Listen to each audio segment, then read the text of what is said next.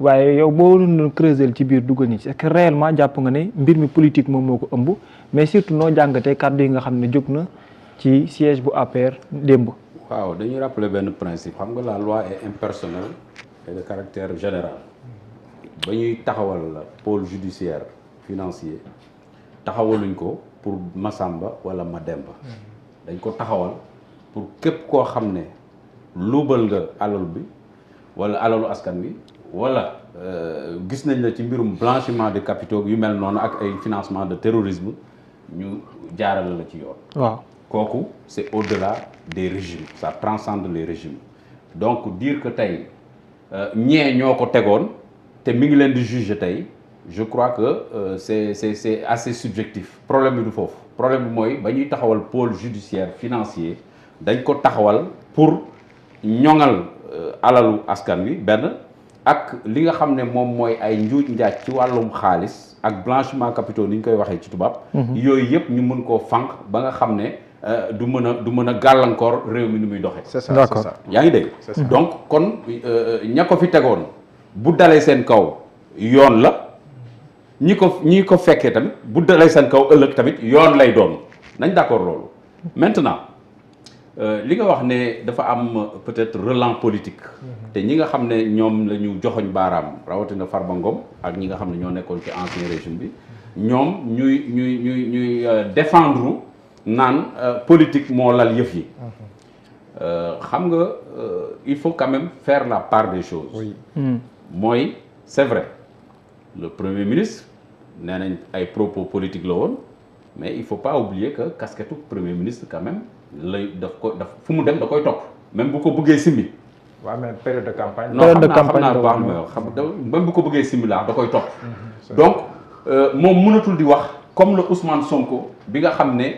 moom moo nekkoon un opposant ba bu nekkee sax ci campagne amul benn responsabilité bu weesoo nekk président wu parti foofu mënoon na di wax yenn yi mais je crois que aujourd'hui war na revoir son discours xam ne moom aussi dafay traîner benn casquette de premier ministre te am na yoo xam ne bu ko waxee mën na koo topp donc tey l'histoire l'a rattrapé mooy dañ koy fàttali propos ya ma waxoon Agnam ñu jël ko comme prétexte et puis légitimement ne waaw moom moo ne woon waa ji tey lay mujj def campagne on peut l'interpréter comme on veut mais ñee aussi bàyyi leen ñu interpréter ni ñu ko bëggee ñi nga xam ne ñoo nekk ci nguur gi dañ koy interpréter ne propos campagne la bon voilà faut pas que ñu yaakaar ne dafay instrumentaliser justice non xam nga ñoom noonu lañ ko interpréter mais ña ànd ak Farba Ngom aussi nañ leen may ñoom tamit ñu interpréter les propos de Ousmane Sonko en parlant de politique non moi je suis à équidistance léegi déglu ma rek ma wax la dans cette même campagne maa ngi ñëw il avait décrié le fait que mu porté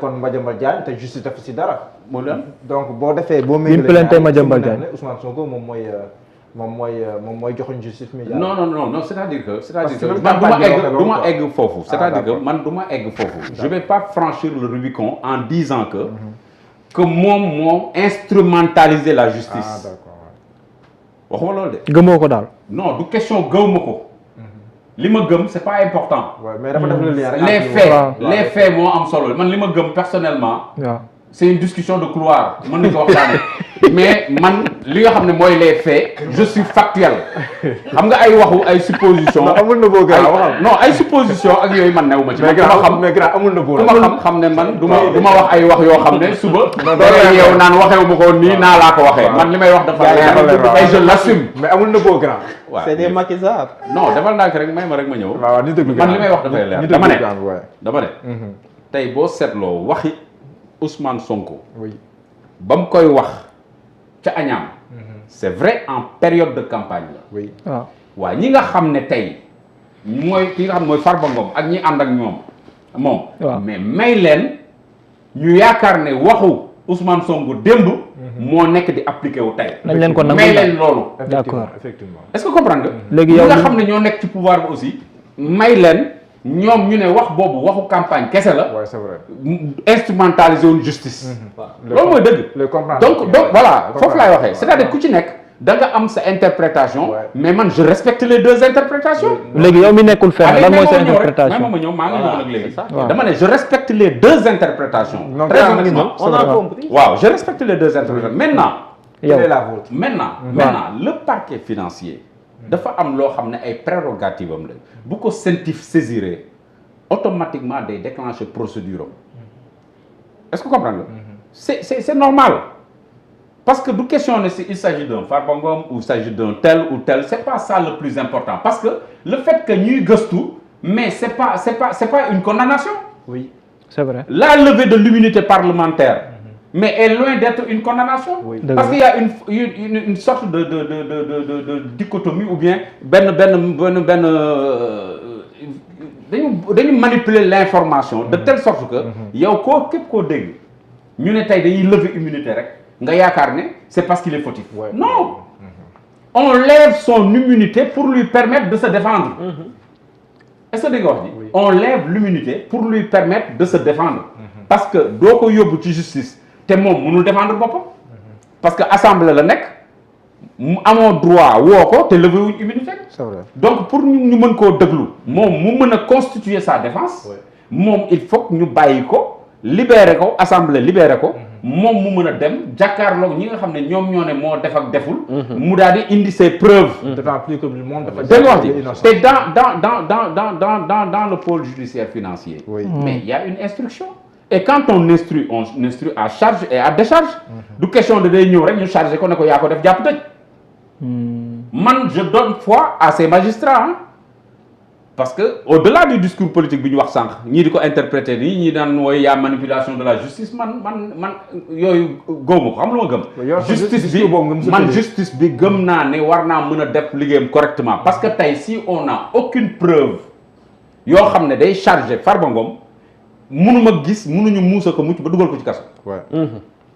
bu fekkee ne nag yaa à contrario y a des faits. des faits concordants.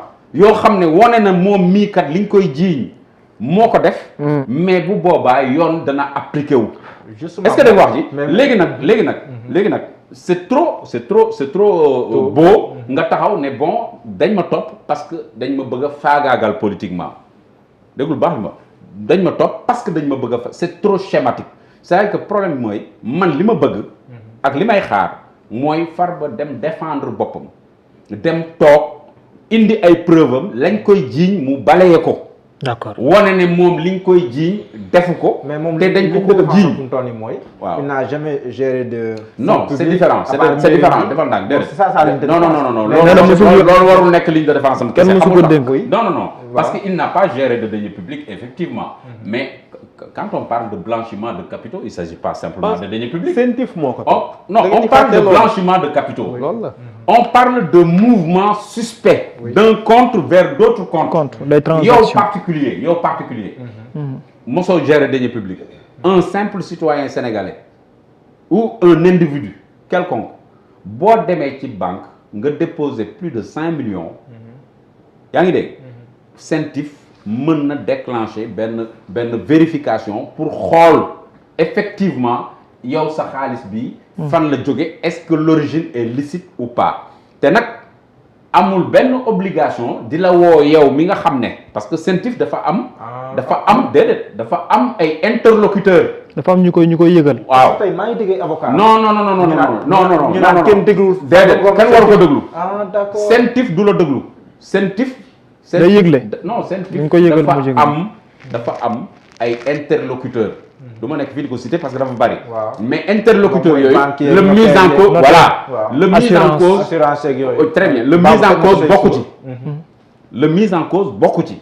kenn du la woo ne la woy CENTIF nee na gis na benn non dañuy dem def seen gëstu. xool l'origine licite ou illicite de ces transferts. yaa ngi dégg bu CENTIF ne man daal awma ci lu leer je veux que ñu déclencher procédure. taxawal nañ pôle judiciaire le parquet entre en action. mu jox justice. waaw c'est normal. bu boobaa comme il se trouve que la personne visée est un député. mais normalement on doit lever son immunité pour lui permettre d'aller se défendre. su fekkee ne nag les charges sont suffisantes parce que loolu commission ad hoc bi bu defee rapport am mën na ne non man je veux pas qu'on lève son immunité parce que li ñu koy ji man gisuma fi ay éléments comprendre mais loolu tamit bu ñu demee plénière député yi librement mën nañu lever immunité mais en quelque sorte ce qu'il faut retenir mooy lever immunité ne signifie pas ni une mise en accusation ni une condamnation waaw lever immunité day permettre député bi mu dem occasion la ci moom voilà dem défendre léegi nag moo deful c'est donc à la justice et au pôle judiciaire financier de déterminer est-ce que ki ñuy jiiñ moom moo def wala deful maintenant nag man li may wax di ko bamtuwaat dama ciy dellu si mooy le premier ministre Ousmane Sonko doit savoir raison garder warul mën a à chaque fois di prendre la parole ba ñu koy jiiñ fii waxtaan nañ ko fi ne moom mooy léegi le procureur